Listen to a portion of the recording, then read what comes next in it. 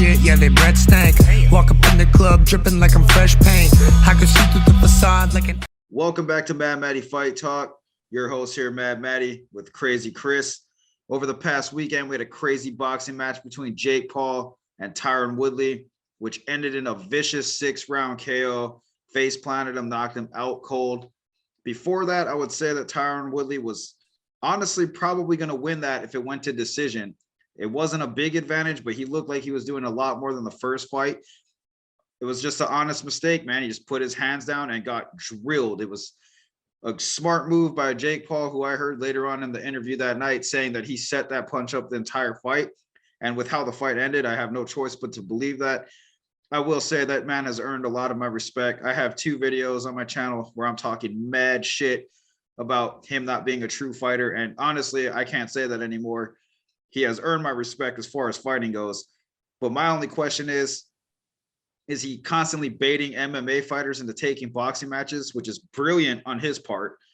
Or is he actually a true boxer? Because he hasn't faced anybody in the sweet science yet. So my question is, one, do we want to see him continue to fight MMA fighters and consider himself some knockout king in boxing, which obviously it's a different sport, a different method behind it?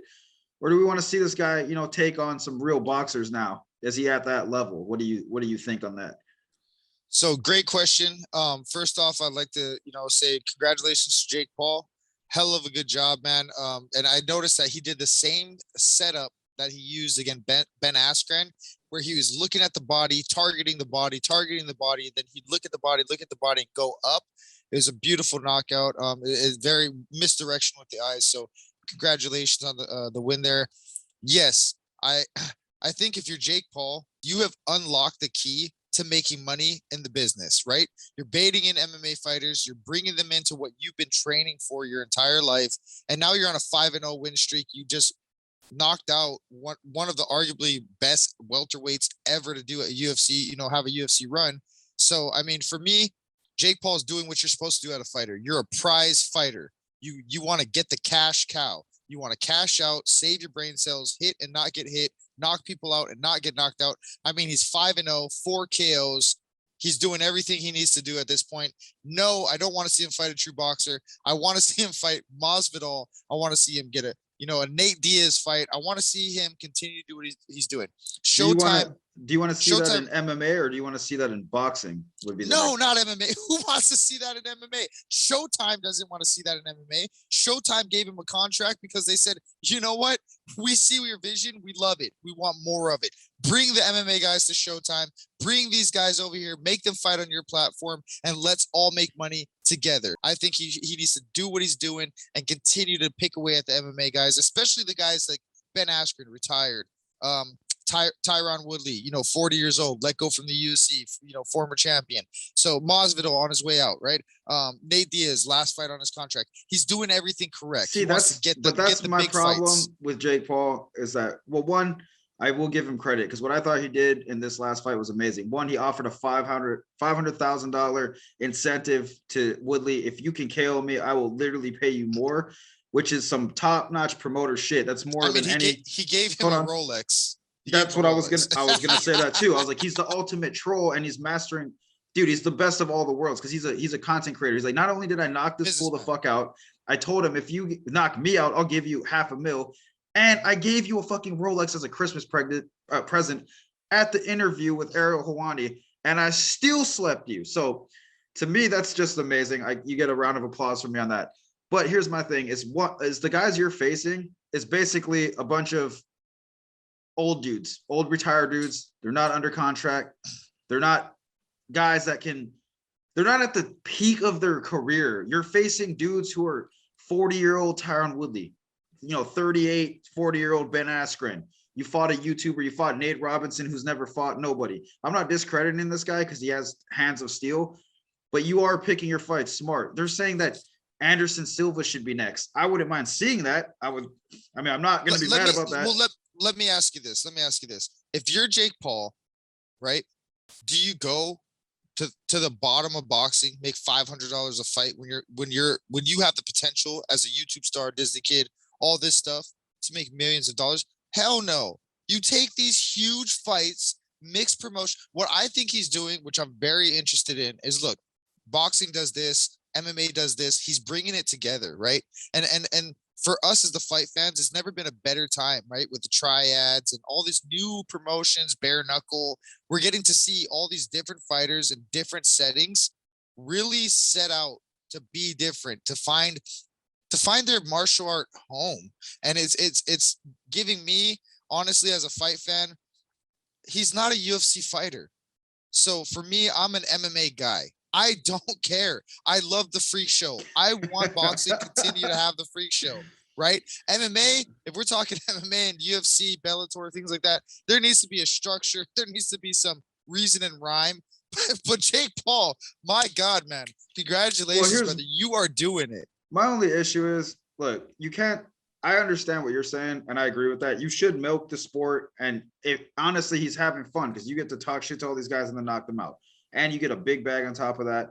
And now you're being known as a fighter. But when you're sitting there calling yourself Muhammad Ali level, dude, you need to step in the ring with some sort of a boxer. It's not about just having fun and chasing clout at this point. It's like, bro, you are on the level of like, okay, you might actually be pretty good.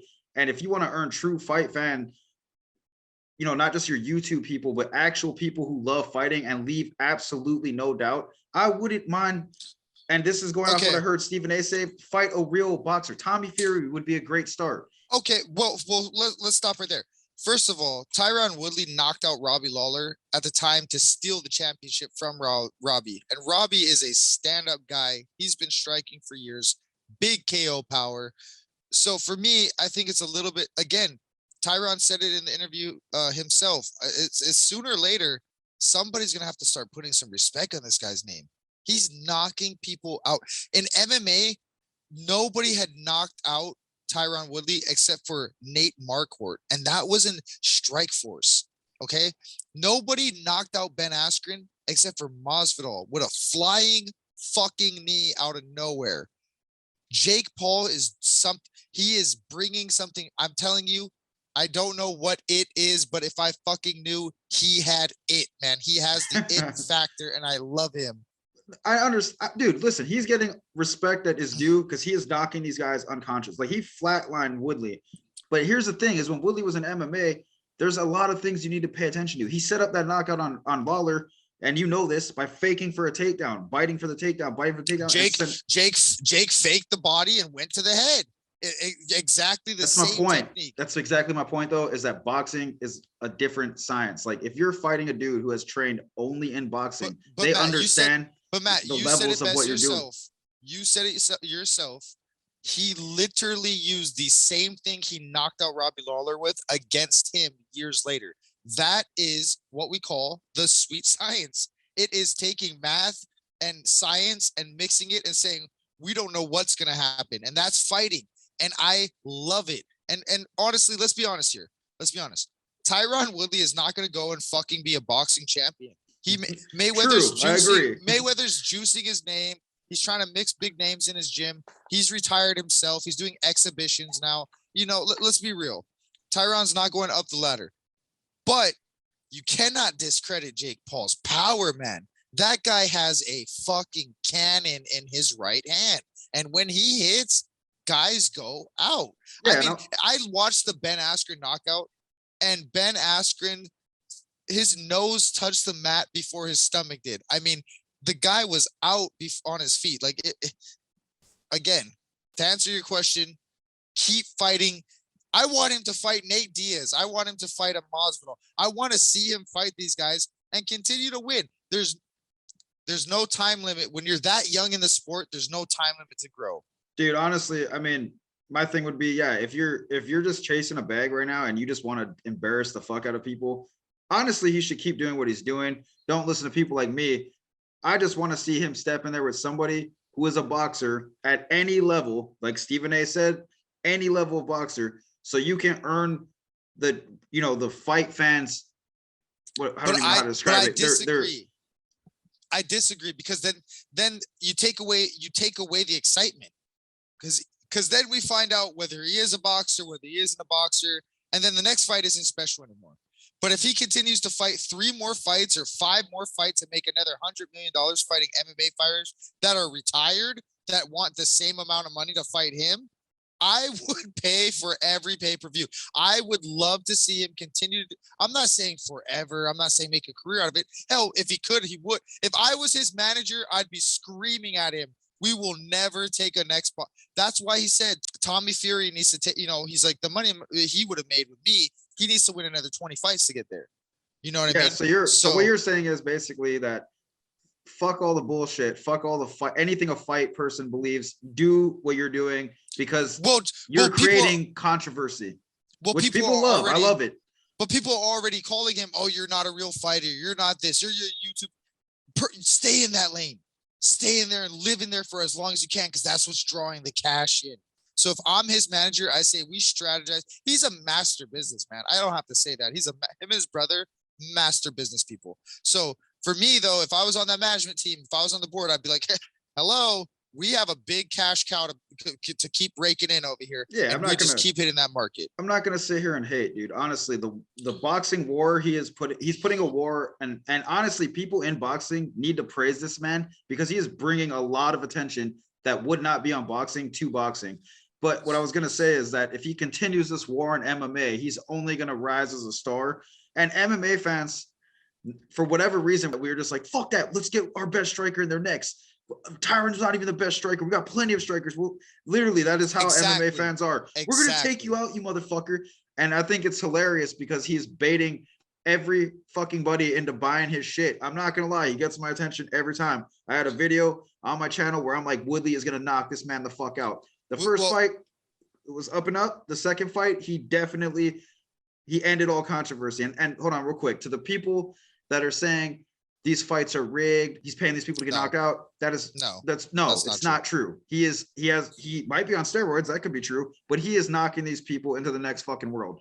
Like seriously, nobody has ever done that to Tyron Woodley. Out cold face first in the ground.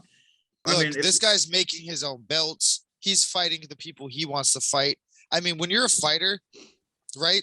That's what you want. You want to call your fights. You want to say, this is my belt. I made my own belt that has my name on it. He literally discredited the WBC belts and all that. And the other thing I want to bring up, look, we had Kambosos Jr. literally steal the show and steal the thunder away from Teofimo Lopez, right? Teofimo Lopez beat Lomachenko. Oh, he's the next big thing. And then Kambosos Jr., big upset, right? And then we had Pena, big upset. And then we had Derek Lewis knock somebody out this weekend, right? And we're sitting here talking about Jake Paul. That's the power of Jake Paul. Keep doing what you're doing. Yeah, and I mean, honestly, he has a huge audience as it is, and he is, whether it's good or bad, that guy is a megastar. He has every fight fan watching his fights. We all love to hate this guy. I mean, honestly, I don't hate him. I'm a fan at this point. I am now. I have to eat my words. I respect this guy as a fighter because whether it's a UFC fighter or a boxer, he put somebody unconscious, left no doubt, left no questions, literally slept the guy. So as much as I want to hate on this guy, as a businessman, he is a genius. I will never hate on that. Absolute genius. But as a fighter, I do want to see him take on a boxer. But as you were saying, if you're chasing the money and you want to build a big platform and you want to just stay undefeated, that they will continue to fight you. They're literally lining up like, there's no way it's real. Like, that's literally what we're thinking. The people I talk to and some of the reactions I see, just people are creating conspiracy theories about how he's winning. They just cannot believe it. And Jake Paul's probably thinking, bro, I gave this guy a Rolex. I offered him $500,000 to knock me out. What the fuck do you guys want from me? Like, he probably doesn't even know what to do at this point to get people to believe that he's for real. Look, all I'm saying is if you're Jake Paul, you continue to do what you're doing. You continue to let your management lead you right into more bags. I mean, the kid's going to retire at 31 when people are retiring in MMA at, 45 nowadays, 43 years old, 42. And, it's like if you're working a regular job and you have a 401k and you'll retire at 60 and now it's 70. Was like for MMA, it's like, well, now it's moving up 5 years, right? Now we're fighting until we're 45. And what I think he's doing is he's saying, no, we need to drop that back down to 38, 39 years old. And we need to start making the money that we need to take care of our families and retire. Because this this is taking hits, and this is, it's only going to go for so long. So I respect Jake Paul. At this point, I can see what he's doing. Big things, man. Continue to do what you're doing. You and your brother are super smart businessmen. I respect it. And I'd like to see him honestly fight Nate Diaz when he gets out of the UFC. I think that would be the greatest, because Nate Diaz has great boxing. He literally eats leg kicks and just strikes with guys. So it'd be a perfect test. Plus, he's long, lanky, and tall. It'd And be a great test. Nate's for him. a good boxer. He has a boxing Well, Nate background. can take a hell of a punch. I mean, how many times have you seen Nate just take a beating and keep coming forward like a zombie? And one final thought on this is Jake Paul didn't really have to take this fight. Tommy Fury pulled out. Jake Paul he was training for Tommy Fury. Whether people want to admit this or not, when the opponents switch out at the last second, it's an MMA mentality to be like, well, who gives a fuck? It's a fight. Where, boxers aren't really like that, especially a new boxer like Jake. And what I respect about him is that he knew that everybody on the fight card needed to eat, that they needed to make money. He's a really good businessman, and he took the fight so people could make money.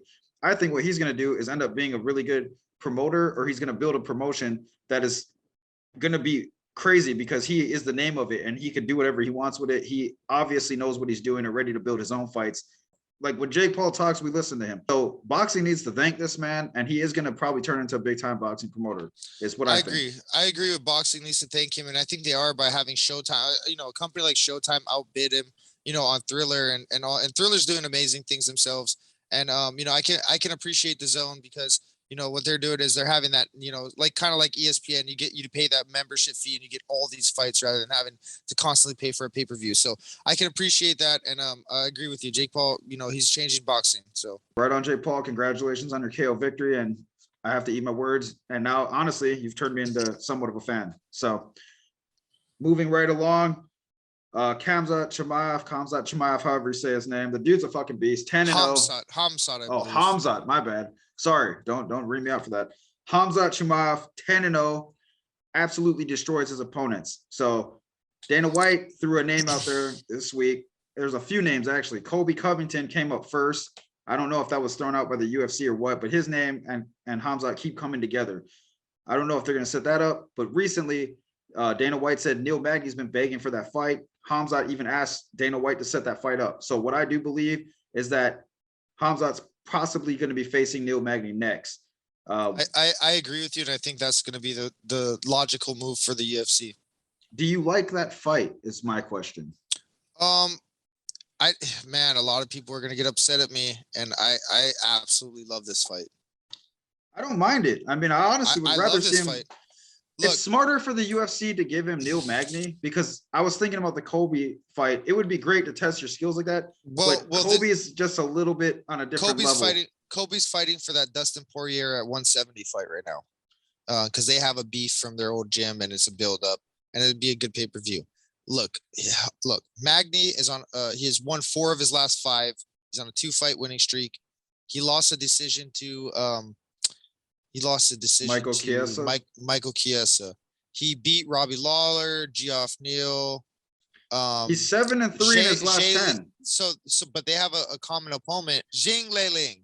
Okay, and his last name is Lee, so it's just literally one big old tune. But they have a common opponent there, and look, Magny's won all these fights by decision. He's lost his fight by decision, and he got knocked out by Ponzinibbio. Okay, Khamzat Chimaev has 4 fights in the UFC. He's 4-0. He's landed 112 strikes. He's only had 6 strikes back at him. He has 1 knockdown, 1 KO. He has 4 takedowns. And the total amount of UFC career fight time is 7 minutes and 42 seconds. That is a round and a half.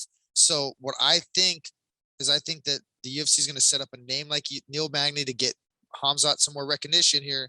And Khamzat is going to put the pressure on Magny because Magny's a decision fighter. He drags things out. Khamzat's not going to let him have it. Well, it's going to be interesting. He's going to put him into deep water from the first 35 seconds of that You think fight. Khamzat's going to do that? I think we're going to see what Khamzat did to Shailing. He's going to do to Magny. He's going to press every fight that Khamzat's in. He presses them from 35 seconds on.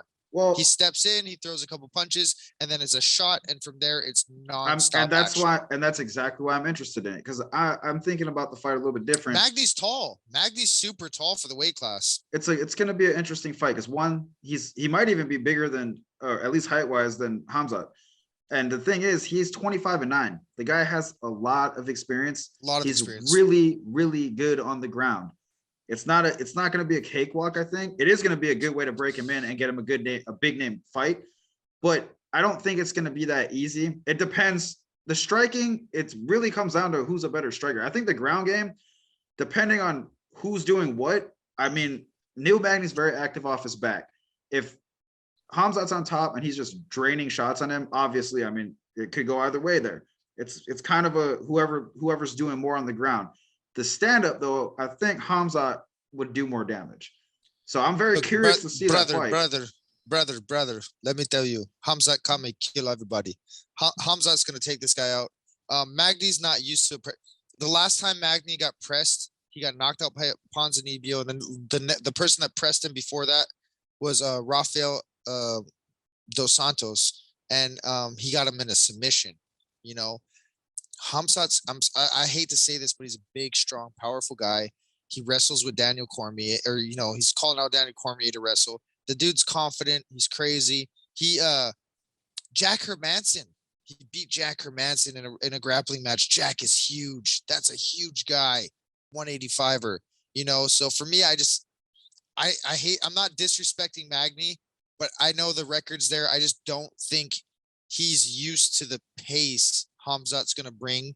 And just the strength, I believe, in grappling, they always say, there's strong and then there's grappling strong. And, Khamzat's grappling strong. That guy has a grip on him. So, well, it's good for either fighter, because if Neil Magny can take this young lion out, he's going to really be respected. He's going to be right up there for a title. And it goes by vice versa. They were basically, what I think Dana White's doing is he's giving Khamzat a chance to prove himself. You take out this guy, we'll literally throw you in there with lions, because Neil Magny has fought the best. He's been at the top of the tier, in the top 10 for a little bit, and he's fought top 10 fighters almost his whole career. If you can take out a guy like that and make it look easy, that's going to get you some big fights, some big paychecks. And we're talking, maybe who's there to fight for Usman, really? I want to see him fight Leon Edwards, but who else is there? Another Colby Covington fight? Khamzat could literally bunny hop in. This is how it goes. Once you clean out the division, you give a guy who has all of the stardom, like when McGregor was there, went right to the top. So it's a good matchup for them. I don't think it's going to be that easy for Khamzat, but I'm excited to see it. I think they're going to springboard Khamzat. I think they're trying to springboard him. And I'm not trying, I don't, let me be honest. I don't like Neil Magny's style. I don't think it's a good style. I think it's boring. I think he tries to, press people with jabs and take them down and grapple them and submit them. And it's very Michael Chiesa style. And I honestly rather watch Michael Chiesa than Neil Magny. And Chiesa's more aggressive with the striking. So that's where the difference came in that fight as well. Is Magny he really relies on his ground. And I don't think if you're on the bottom that the judges like that. I agree with you. I don't like his style either. He's not bad at what he does. I think Khamzat's a terrible stylistic matchup, but that's just my personal opinion. All right. Well, we'll see what happens. I'm pretty sure it's looking pretty good that this fight is going to occur. So moving right along, we got the bad, the one, the only Stocktons finest, the part of the Nick Diaz army. Nate Diaz has one fight left on his contract. He's verbally said he wants out. He's done with the UFC. Honestly, we don't need, who knows? He might, when negotiations happen, Dana White's a G, but honestly, I think Nate Diaz has ran his course, and they're looking to get this guy one big hoorah before he leaves. Now, with that being said, there's a few matchups, and these are really possible opponents that are going to happen. It could be Nate Diaz versus McGregor, or Nate Diaz versus Tony Ferguson, or or if they really wanted, and Dana White said he's down to do this, Nate Diaz versus Khamzat, my bad. I don't know why I keep doing that, but Khamzat. Look, Nate Diaz said no to that fight immediately. Smart man. He's not going to take the Khamzat. Well, look, he has a great excuse, right? Look, I'm a veteran. I'm on my last fight on my contract on my way out. I'm not going to fight some dude who has 4 fights. Like, that's just disrespecting me. It's like telling me I'm nobody and go fight new people. And Nate could have a huge trilogy with McGregor. He has a huge opportunity. He was already matched up in contract, signed to fight at a press conference with Dustin Poirier. Dustin got hurt. That matchup never came to fruition. That's another name that could be thrown in the. It depends on what Dustin wants to do. At 170, that would be a crazy fight. I'd love to see it. Powerful Dustin not having to cut as much weight. Or Nate, like you said, Nate Diaz and Tony Ferguson, another fantastic matchup. And for me, again, if I'm Nate Diaz's manager, I'm saying we're going to McGregor 3 all day. That's our last fight, or Dustin Poirier, because those are the money fights. The interesting thing about Ferguson and McGregor and their last 5 fights for both of these guys, they're 2-3. Last 10 fights for both of these guys, they're both 6-4. The only difference is McGregor was in a lot of title fights, and Ferguson was on a 12-fight win streak that got snapped by Oliveira, and then he went on a 3-fight losing streak.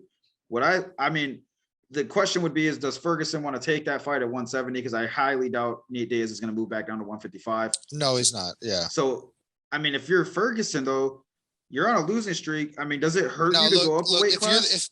If you're the UFC, you say, Bob, you say no to that, right? You say no to that. You shelf Ferguson, okay? You're trying to get Nate Diaz wants out of his contract. You're trying to get him out of the contract.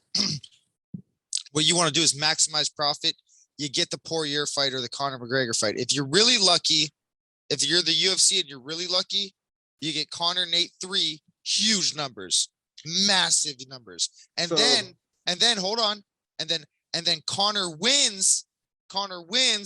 Nate Diaz goes out with the loss that you wanted him to go out with, and now you have Conor back in contention on a W, right? So that would if you're the UFC, that would be luck. Everything works out under the sun. That would be the as a situation. Fight fan, as just me being who I am, just a humble fight fan who pays for these events. I think we deserve, and it's good honestly, American. It's been a little bit long, but we should get the trilogy. They're 1-1. Yes.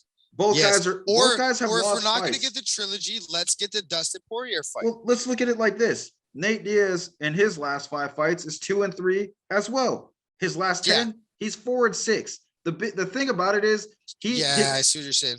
But the style of him versus McGregor is what makes the fight. They're both good strikers, but Nate Diaz has the chance on the ground to obviously tap him out. And that's why people are so intrigued by this, because he doesn't have to stand and beg with McGregor, but they know he will. That's what gets the fight fans involved. Like, oh man, this could be a war. It's whatever Nate wants to do. But realistically, I mean, I don't know. That would probably be the best matchup. Obviously, it would be a huge. Well, if you're Nate Diaz, people would buy it. Obviously, it's a huge fight, easy to promote, lots of history. Well, if you're Nate Diaz, I mean, you got a kid now. You're married. You're a different guy, right? You're the same thug, but you're a different guy. You're a little bit older. You're trying to get out of the UFC, try to get to another contract, another promotion. You take the massive paycheck on the way out, man. You take that trilogy. You should be calling Conor every day, saying, "Hey, man, when that leg's ready, let's get this trilogy done, so I can get out of the UFC and get out of here with the bag." This is one point I wanted to make on what you're saying. So if we're going through if we're just as fight fans, we're onto this shit, especially people who watch a lot.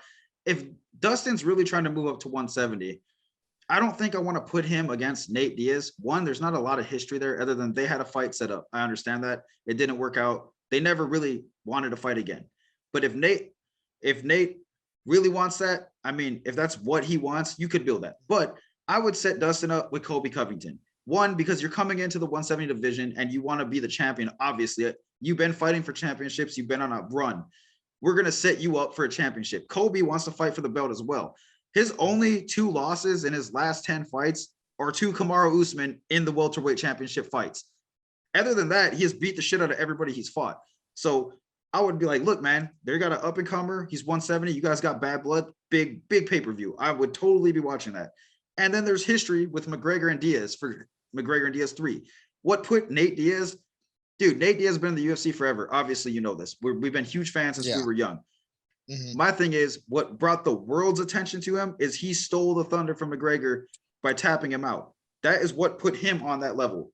Give McGregor the respect he deserves, because he fought you again, and he didn't have to do that just because he wanted that back. I would give that. They need a third fight to me. It makes sense. That makes if you're Nate Diaz, if you're the UFC, that makes the most sense. Get Conor back in on a comfortable trilogy. And I watched an interview today from Dana with Brett from the UFC and ESPN, and he asked him the same thing, and he said, "Yes, I'd totally be down to do the trilogy.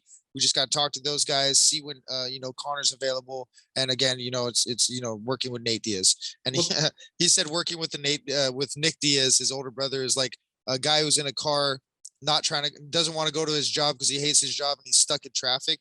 He said that's what it's like when Nick Diaz gets ready for a fight. It's like Nick is stuck in traffic waiting to get here, and it's just it's just hilarious to me. From a business standpoint too, it makes the most sense because McGregor, it tells you a lot about where McGregor's at. Because if you can't, I'm not saying Diaz is an easy fight, but I don't think Diaz gives a fuck. Like he just goes in there and wants to put on a show. No, if you watch his last 4 fights, he's literally going in there to entertain, throw down for 15 and get out. I'm not saying he's not trying to win. I'm not trying to say that he doesn't give a shit. But I don't think he is trying to win. I don't think he cares. I think he just wants. Yeah, exactly. Yeah, he's just trying to fight. He's just whatever. I think he wants to land. He's a street fighter, dude. He wants to land the flashier. He wants to let you know, like, you're a punk ass bitch. I love it. Everybody loves it. But from a business standpoint, I want to see where McGregor's at.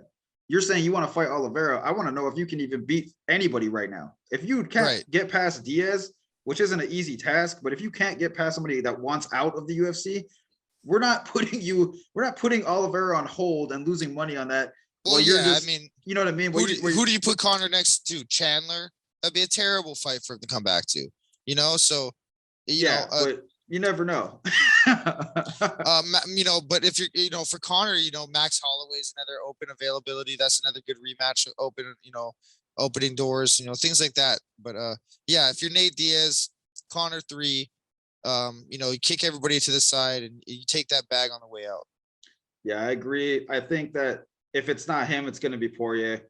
But I would love to see Poirier fight Covington because that would be a lot more telling of what's going to happen in that division. If fight fans got everything they wanted, it would be Poirier versus Covington, Nate Diaz versus McGregor 3, and we have a hell of a 2022 to look forward to. We do, and I mean that's basically all we got. Let us know what you guys think in the comments below.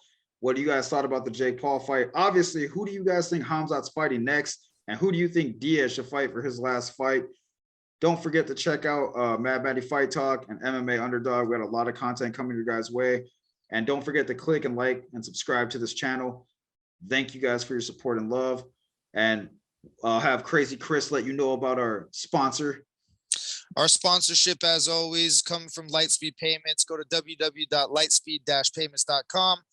Put the code Matty Fight Talk and get 20% off of any equipment bought for your business. Shout out to Lightspeed.